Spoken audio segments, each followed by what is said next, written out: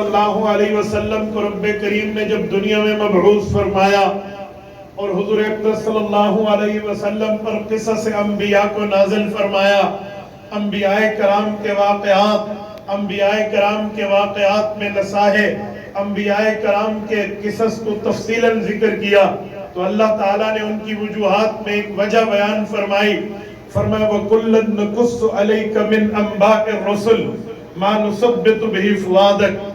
اے محمد مصطفیٰ احمد مجتبیٰ، ہم نے آپ کو نبوت دے کر دنیا میں بھیجا، اس کی کئی وجوہات میں ایک وجہ آپ کو گزشتہ انبیاء کے واقعات بتانا سنانا اس لیے مقصود ہے کہ آپ پہلے انبیاء کی بات کو سن کر اپنے دل کو مزید مضبوط کر لیں گے۔ آج ہم اکابر کا تذکرہ اس بنیاد پہ کرتے ہیں، آج ہم اکابر کی باتیں اس بنیاد پہ کرتے ہیں۔ آپ اور ہم جمع اسی بحث پر ہیں کہ ہم اکابر کی بات کو سنیں گے، بڑوں کے تذکرے کو سنیں گے۔ اکابر کی بات جب اصاغر تک پہنچے گی اور چھوٹے اس بات کا عہد کریں گے کہ یقیناً ہم انشاءاللہ تعالی اپنے بڑوں کے نقش قدم پہ چلیں گے۔ آج کے یہ سیمینار امام اہل سنت کانفرنس سے عنوان یہ خوبصورت پروگرام صرف اسی وجہ سے ہے کہ ہم اپنے شیخ مکرم کے تذکرے کو سن کے جہاں ہم اپنے دلوں کو جلا بخشیں گے، اپنے جذبوں کو بھرپور رکھیں گے، وہاں آئندہ کا نصب العین طے ہوگا۔ آئندہ کی بات آج نیو جنریشن اور نئی نسل تک پہنچے گی کہ ہمارے اکابر کے اوپر بھی مشکلات آئیں، ہمارے اکابر کے اوپر بھی آزمائش اور امتحانات آئے، پر ہمارے اکابر نے اپنے پائے میں کوئی لرزہ نہیں لایا، اپنے ارادے میں کوئی کٹن نہیں لائی، بلکہ انہوں نے مشکلات کو کراس کیا، انہوں نے آزمائشوں کو برداشت کیا، لیکن اس کے باوجود بھی قرآنی فرمان پہ عمل کرتے ہوئے انہوں نے وتواصوا بالحق کا نظریہ نہیں چھوڑا، حق کی وصیت کو نہیں چھوڑا، اسی ترتیب پہ وہ آگے چلتے رہے۔ آج کی کانفرنس صرف یہی پیغام دینے کے لیے ہے۔ گویا میں یوں کہوں کہ اس کانفرنس کو ایک پل سمجھیے، یہ پل ہمیں اصاغر چھوٹوں کو اکابر بڑوں کے ساتھ جوڑ رہی ہے، اور یہی پل ہوتی ہے جو دو شہروں کو ملائے، یہی پل ہوتی ہے جو دو علاقوں کو ملائے، یہی پل ہوتی ہے جو دو ملکوں کو ملائے۔ کہیں بر اعظم ان پلوں کے ذریعے ملتے ہیں، مثلاً بر اعظم یورپ، بر اعظم ایشیا کے لیے باسفورس کا پل ہے جو ان دونوں کو استنبول میں جوڑتا ہے۔ دو شہروں کے اندر کئی پلیں اس طرح موجود ہیں جو اس طرح جوڑتی ہیں، بلکہ میں یہاں امام ذہبی رحمت اللہ علیہ کا ایک لفظ کہوں، انہوں نے نبی پاک صلی اللہ علیہ وسلم کے پروردگان حضور پاک کے شاگردان پیغمبر کے صحابہ کے لئے فرمایا ہی المقدرہ التي تصل الامت الى النبوہ، صحابہ کرام وہ پل ہیں جو امت کو نبوت تک جوڑتے رہے۔ آپ کے اور ہمارے شیخ حضرت مولانا عبدالستار طاسوی رحمہ اللہ، جن کو میں جتنا بڑا کہوں اتنے اس سے بڑھ کے بڑے ہیں، شاید ہم انہیں دیکھیں تو ہماری ٹوپی اور پگڑی گر جائے، پر ان کا بڑا ہونا اس سے بھی اعلیٰ اور اولا ہو۔ جس شخص نے پوری دنیا میں گھوم کے اسلام کے جھنڈے لہرائے ہو، آپ اور ہم ایک کانفرنس پہ ان کی شخصیت کا احاطہ نہیں کر سکتے، صرف ایک بات کر رہے ہیں کہ انشاءاللہ تعالی ہم آپ کی روح اور آپ کی یادوں کے ساتھ یہ وعدہ کرتے ہیں کہ جس جوش اور ولولے کے ساتھ آپ نے زندگی گزاری، انشاءاللہ تعالی ہم اسی ولولے کے ساتھ زندگی گزاریں۔ نعرہ تکبیر! شیخ الاسلام امام اہل سنت علامہ عبدالستار صاحب طاسوی۔ میں ایک جملہ آپ کی خدمت پہ کہنے لگا ہوں، حضرت مولانا عبدالستار طاسوی نور اللہ مرکزہ کو ہم نے اپنے بچپن سے لے کر اپنی جوانی تک دیکھا ہے۔ یقین مانیے میں کس پہلو کو شروع کروں، کس پہلو کو بیان کروں، اتنے ان کی زندگی کے پہلو ہیں۔ میں نے ان کو رات کی دعوت میں لکھا تو میرے یہ 20 صفحات کم پڑ گئے۔ حضرت طاسوی رحمت اللہ علیہ کی یادوں کو سامنے رکھنے کے لیے میں ایک دو باتیں آپ کی خدمت میں کرنے لگا ہوں۔ متنبی نے ایک شعر کہا تھا، اس نے کہا لیس علی اللہ بمستنکر ان یجمع العالم فی واحد، کہ رب کریم کی طاقت، قوت اور پاور یہ ہے اللہ ہر چیز پہ قادر یوں ہے کہ کوئی بندہ ہوگا وہ ایک میدان کا ماہر ہوگا، کوئی ایک شخص ہوگا وہ ایک فن کا ماہر ہوگا، کوئی ایک شخص ہوگا وہ ایک معاملے کا، ایک علم کا، ایک معلومات کا احاطہ کرے گا، وہ ان کا ماہر ہوگا. لیکن اللہ رب العزت پر یہ بات مشکل نہیں ہے، رب کریم کے لیے یہ معاملہ محال نہیں ہے، اللہ کے لیے یہ سچویشن امپاسبل نہیں ہے، بلکہ رب کریم قادر ہے. وہ تمام دنیا کی طاقتیں، تمام عالم اسباب کی طاقتیں، تمام علوم دنیا کو، تمام عالم اسباب کو اللہ ایک شخصیت میں جمع کر دے تو رب کر سکتے ہیں جو ہر میدان میں ہر صلاحیت کا حامل نظر آئے، ہر بہتر صفت کا حامل نظر آئے. اگر میں آج بر صغیر کے اکابر پر غور کروں تو حضرت مولانا عبدالستار توسوی اس شخصیت کے حامل نظر آتے ہیں جن کو دین اسلام، بلکہ میں یوں کہوں الحمد کی الف سے وہ ناس کی سین تک قرآن کریم پر تفسیری طور پہ بھی عبور ہے، قرآن کریم پر لغوی طور پہ بھی عبور ہے. قرآن کریم کی آپ حدیث پاک کی شکل میں تشریح دیکھیں تو وہ اس میدان میں بھی ماہر نظر آتے ہیں. نبی پاک صلی اللہ علیہ وسلم کا فرمان، یہ فرمان کس موقع پہ، کس طرح، کس موقع اور کس مناسبت سے حضور پاک نے بیان کیا ہے، اس بات کا مطلب پاک پیغمبر کی جماعت نے کیا سمجھا، حدیث پاک کی اس شرح کو کس طرح بیان کرنا چاہیے. حضرت مولانا عبدالستار اس پر ماہر نظر آتے ہیں. میرے پاک پیغمبر کے صحابہ جنہوں نے رسول اللہ صلی اللہ علیہ وسلم سے یارانہ رکھا، میرے پاک پیغمبر کی اہل بیت جو پاک پیغمبر کا گھرانہ کہلاتے ہیں، ان کی آپس کی محبت ہے، مودت ہے، تعلق ہے، عقیدت ہے، یگانگت ہے، الفت ہے. یہ نعرے وہ دنیا میں پھیلاتے، سناتے، سمجھاتے، لکھتے، بتاتے نظر آتے تھے. حضرت مولانا عبدالستار توسوی نے صرف صحابہ کرام کی محبت اور اخوت کو بیان نہیں کیا، بلکہ انہوں نے امت کے اولیاء میں ولایت کو تحفظ کیا ہے. ائمہ اربعہ کے مسلک کو لے کر، جمہور کے اقوال کو لے کر، اجماع امت کی باتوں کو لے کر پوری دنیا میں لوگوں کو کہا، لوگوں آؤ اس میدان میں آؤ جس کے لیے میرے پاک پیغمبر نے فرمایا اتبعوا صراط العاصم. تم اس شخصیت کی، اس طبقے کی پیروی کرو جو طبقہ مکمل دین کو مان کے اجماعی مسائل کو عمل پیرا ہوتا ہو. ہاں تم الگ نہ ہو جانا. حضرت فرمایا کرتے تھے فإن شذ، جو بندہ کٹ گیا، یہ حدیث پاک میں من شذ الی النار، جیسے ترمذی میں ہے کہ جو کٹا وہ جہنم کی طرف کٹا. اس پر بھی مہارت نظر آتی تھی. وہ فقہ کا میدان ہو، مہارت نظر آتی تھی. اسی طرح کچھ اور مسائل جس میں بڑے بڑے حضرات کو ٹھوکر لگ جاتی، تشریح نہ کر سکتے، حضرت مولانا عبدالستار توسوی اس کو منٹوں میں حل کر کے رکھ دیتے. اور یقین مانیے میرے پاک پیغمبر کے صحابہ سے اتنی محبت، اتنا تعلق، اور اس تعلق میں رب کریم نے ان کی زبان میں وہ قوت رکھی تھی کہ انسان تو انسان، وہ کہتے حشرات الارض بھی میرے شیخ کی بات کو یوں سمجھتے. حضرت توسوی کے لیے مشہور تھا ان سے نمک دم کرا لو تمہیں گھر میں سانپ نہیں ڈسے گا. پوچھنے لگے حضرت آپ کون سا جملہ، کون سی آیت، کون سی حدیث پڑھ کر اس نمک پر پھونک مارتے ہیں؟ فرمایا آیت و حدیث پر تو میرا ایمان ہے، لیکن میں نمک پہ گویا سانپ کی نسلوں کو مخاطب کر کے کہتا ہوں میں توسوی صدیق دا غلامہ، تو حیا کرے. نعرہ تکبیر. امام اہل سنت علامہ محمد عبدالستار صاحب توسوی، مناظر اسلام مولانا عبدالواحد صاحب قریشی. نعرہ تکبیر. اس سے بڑھ کے حضرت کے 52 مناظرے. میدان مناظرہ کوئی عام چیز نہیں ہے. میدان مناظرہ پاک پیغمبر کی سنت ہے.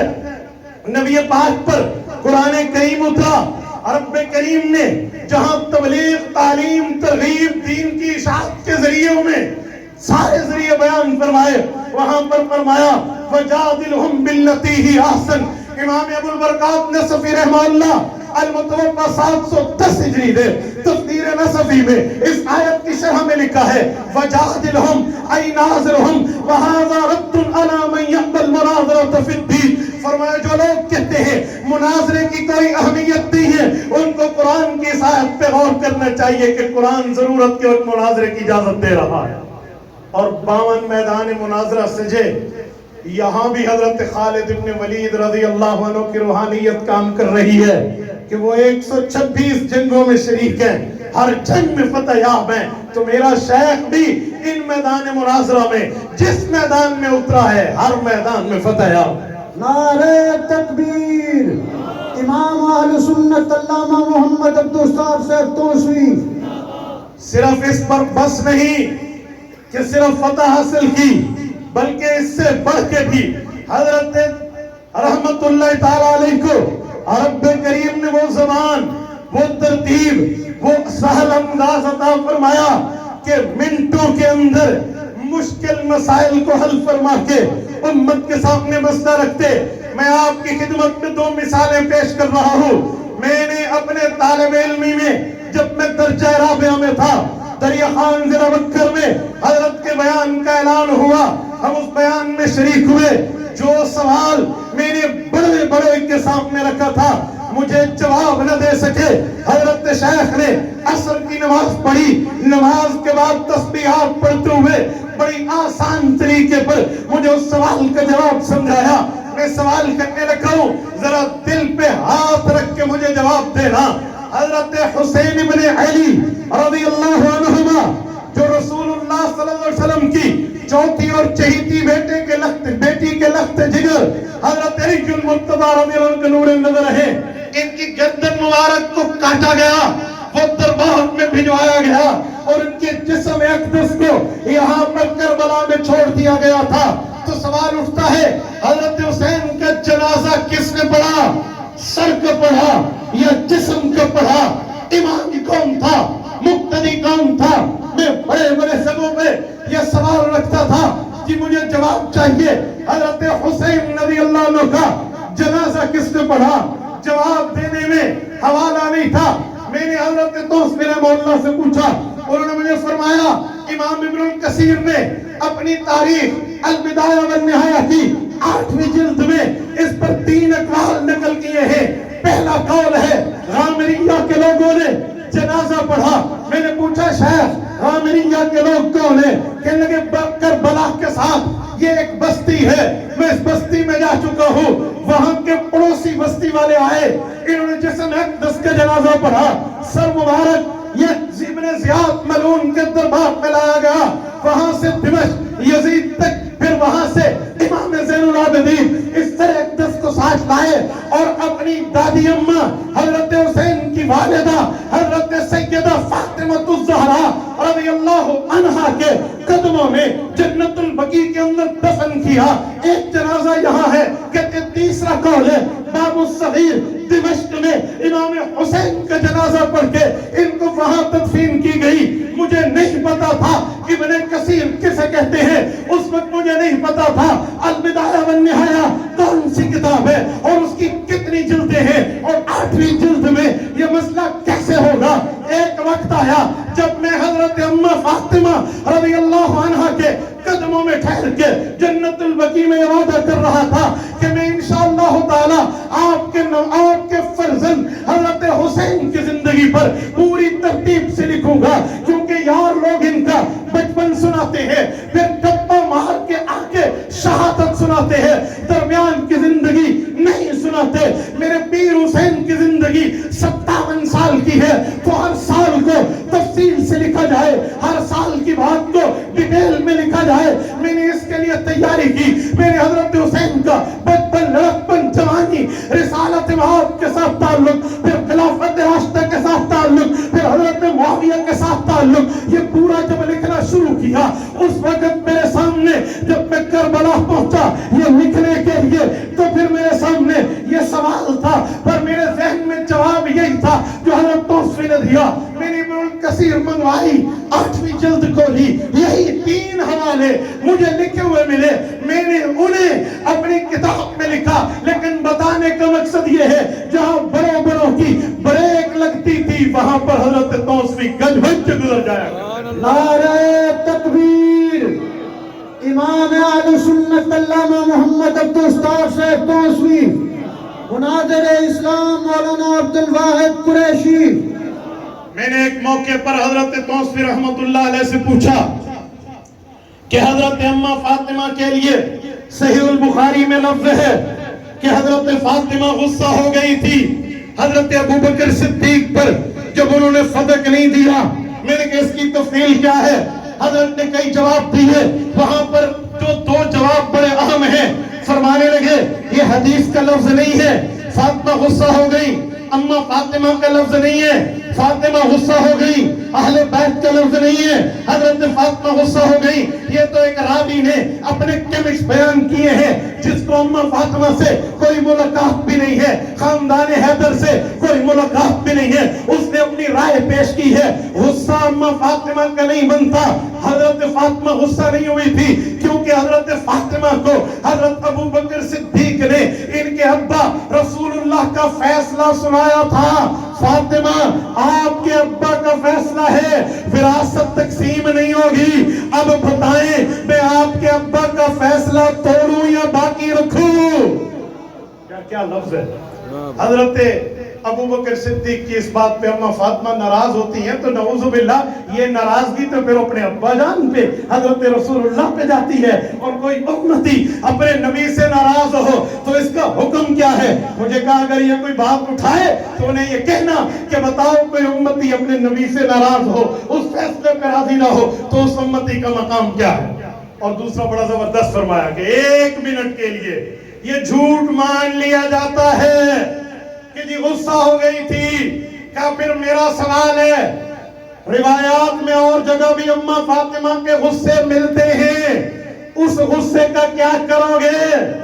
سنیں شیخ العرب والعجم کے استدلال سنیں کہ صحیح البخاری میں روایت موجود ہے ایک مرتبہ رسول اللہ صلی اللہ علیہ وسلم کے داماد حضرت علی رضی اللہ عنہ نے ابو جہل کی بیٹی کے ساتھ جب نکاح کا ارادہ فرمایا، وہ مسلمہ تھی، صحابیہ تھی، کلمہ پڑھ چکی تھی، حضرت فاطمہ کا زندگی کا معاملہ ہے، وہ ناراض ہو گئی، ابا جان کے پاس آئی. حضرت رسول اللہ نے فرمایا کہ علی کو کہہ دو میری بیٹی میرے جگر کا ٹکڑا فاطمہ تو بضعۃ منی، یہ میرے جگر کا ٹکڑا ہے، جس نے اسے ناراض کیا اس نے مجھے کیا. میری بیٹی اور ابو جہل کی بیٹی یہاں ایک شخص کے نکاح میں ایک وقت میں جمع نہیں ہو گئے. محدثین لکھتے ہیں نبی کی خصوصیت ہے کہ اس کی بیٹی پہ سوکن نہیں آئے گی، کیونکہ سوکنوں میں ایک دوسرے کے ابا کو کبھی غلط کہنے کی انبن آ جاتی ہے. اگر وہ سامنے والی حضرت فاطمہ کے والد کے لیے جملہ کہہ دے ایمان سے چلی جائے گی، اس لیے نبی کی بیٹی پر سوکن نہیں آتی. ہم دنیا سے رخصت ہو جائیں داماد اور شادی کر سکتے ہیں. تو حضرت توسبی کا استدلال تھا، فرمانے لگے ادھر حضرت فاطمہ کی غصہ حضرت علی پہ ہے، تم کہتے ہو حضرت فاطمہ غصہ ہوئی، نعوذ باللہ حضرت ابو بکر پہ فتویٰ لگاؤ. فرمایا تم ہمت کرو، جرت کرو، تم میں سکت طاقت قوت نام کی چیز موجود ہے، اور ماں کا دودھ پیا ہے بوتل کا نہیں پیا. یہاں میرے پیر علی پہ فتویٰ لگا. آج تک دنیا کفر ایک مرتبہ پھر اٹھ کے بھی آ جائے میرے شیخ کے اس استدلال کی جواب کی بات وہ نہیں لا سکتے. میں کہاں تک اپنے شیخ کی گفتگو کو آگے لے جاؤں؟ صرف عظمت صحابہ پہ نہیں ہے، عظمت اولیاء، اتقیاء، اصفیاء، فقہاء، علماء پہ ایک ایک مقام پر حضرت توسبی رحمت اللہ علیہ نے دلیل کی دنیا میں وہ لوہا منوایا ہے، دلیل کی دنیا میں وہ طاقت منوائی ہے کہ رہتی دنیا چلی رہے گی، قیامت جا سکتی ہے، لیکن میرے شیخ کے دلائل کو توڑا نہیں جا سکتا. نعرہ تکبیر. امام اہل سنت علامہ عبد الستار سے توسوی تیری عظمت کو، توسوی تیری عظمت کو. فدق پر ایک سوال حضرت توسوی نے اور سمجھایا. فرمانے لگے بیٹا ازالت الشک پڑھ لینا. میں اس کو پورا خلاصہ تو نہیں، صرف ایک سمری کا حصہ آپ کی خدمت میں رکھنے لگا ہوں. کہا اگر حضرت فاطمہ کو حق نہ ملا اور یہ بات غلط تھی، حالانکہ فیصلہ حضور کا تھا، صدیق اکبر کی نعوذ باللہ غلطی ہے، تو مجھے بتاؤ جب ابو بکر چلے گئے، عمر چلے گئے، عثمان چلے گئے، رضی اللہ عنہم دنیا سے پرتو فرما گئے، حضرت علی المرتضیٰ کی حکومت آئی تو حضرت علی نے یہ حصہ اپنے بیٹوں کو، امام حسن کو، امام حسین کو، اور جو بیٹیاں زندہ سلامت تھی انہیں کیوں نہیں دیا؟ پتہ چلا فاطمہ کی ناراضگی نہیں تھی، ناراضگی ہوتی تو علی اس کے خلاف فیصلہ کرتے ہیں۔ نعرہ تکبیر، نعرہ تکبیر، جمعیت علماء اسلام، امام کئی سلسلوں سے ہمارا ان کے ساتھ تعلق ہے، تو حضرت فقیر احمد گل رحمہ اللہ نے حضرت توسوی کو بھی نقش بندیہ سلسلے میں خلافت و اجازت مرحمت فرمائی، تو حضرت توسوی فرمانے لگے شیخ بس میری بیعت کا تعلق کافی، میں اس کے بعد خلافت کا بوجھ شاید نہ اٹھا سکوں، میری تحریکی تدریسی مصروفیات ہیں۔ تو تاریخی جملہ فقیر احمد گل نے فرمانے لگے مولوی عبدالستار میں معمور ہوں، حکم کا پابند ہوں، تمہیں سر پہ پگڑی بنوانی پڑے گی۔ آپ اندازہ لگائیں اس سے بڑی بات اور کیا؟ سنو، اگر آپ کا ذہن تازہ ہے تو میں بات ختم کرتے ہوئے حضرت توسوی کا ایک استدلال آج کے دور کے ایک بڑے فتنے کے جواب میں پیش کر رہا ہوں۔ ذہن تازہ ہے؟ توجہ ہے؟ آخر تک مجھے بتائیے، توجہ ہے؟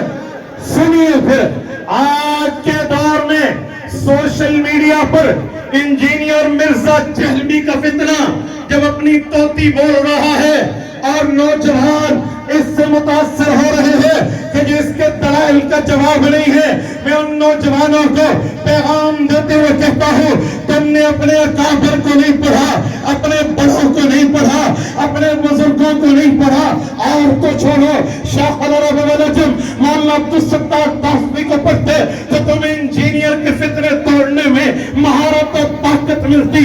مثلاً انجینئر نے آج سوشل میڈیا پہ بیٹھ کے کہا حضور پاک صلی اللہ علیہ وسلم کے گھرانے کے عظیم فرد، پاک پیغمبر کے ہمسوف، رسول اللہ کے برادر نسبتی، کاتب الوحی، بنو امیہ کے چشم و چراغ، صحابی ابن صحابی، جو ماں باپ سے صحابی ہے، حضرت معاویہ بن ابی سفیان رضی اللہ عنہما کے لیے کہا کہ یہ حضرت عمار رضی اللہ عنہ کے قاتل ہیں، نعوذ باللہ، اس پر صحیح البخاری کی حدیث پاک کو بطور دلیل پیش کیا کہ صحیح بخاری میں ہے، نبی پاک نے حضرت عمار کو فرمایا تقتلہ الفئۃ الباغیہ، عمار تمہیں باغی جماعت قتل کرے گی، یدعوہم الی الجنۃ یدعونہ الی النار، عمار انہیں جنت کی طرف وہ دوزخ کی طرف بلائیں گے۔ کہتے ہیں عمار کی شہادت جنگ صفین میں ہوئی ہے، جنگ صفین میں حضرت علی کا مقابلہ حضرت معاویہ کی فوج سے تھا، تو پتہ چلا حضرت معاویہ حضرت عمار کے قاتل ہے، کیونکہ عمار علی کے لشکر میں تھا۔ آؤ میں دلیل کی دنیا میں انجینئر کے اس ڈھکوسلے کو پاؤں کی ٹاکر سے اڑاتے ہوئے کہنے لگا ہوں تو نہیں، ایک کروڑوں بھی انجینئر آ جائیں تو ہمارے شیخ نے اس حدیث کی تشریح دلیل کی دنیا میں لکھ دی ہے، تمہیں نظر نہ آئے تو حضرت توسوی رحمت اللہ تعالیٰ علیہ کی آپ مدلل جواب کو اٹھائیے۔ جب ابو العالی مودودی کا کتاب کا غلغلہ تھا، جس کتاب کو خلافت و ملوکیت کہتی ہے، تو خلافت و ملوکیت میں اس نے یہی اعتراض کیا تھا، تو حضرت مولانا عبدالستار توسوی رحمہ اللہ نے مدلل جواب کے اندر اس کا جواب دیا تھا، اور حضرت توسوی رحمت اللہ علیہ نے صفحہ 76 صفحہ 77 صفحہ 78 میں دلیل کے ساتھ بات کی ہے۔ سنو، توجہ رکھنا، میں سمجھانے لگا ہوں۔ حضرت توسوی فرماتے ہیں، فرمایا تقتلہ الفئۃ الباغیہ، حدیث پاک میں ہے باغی جماعت قتل کرے گی۔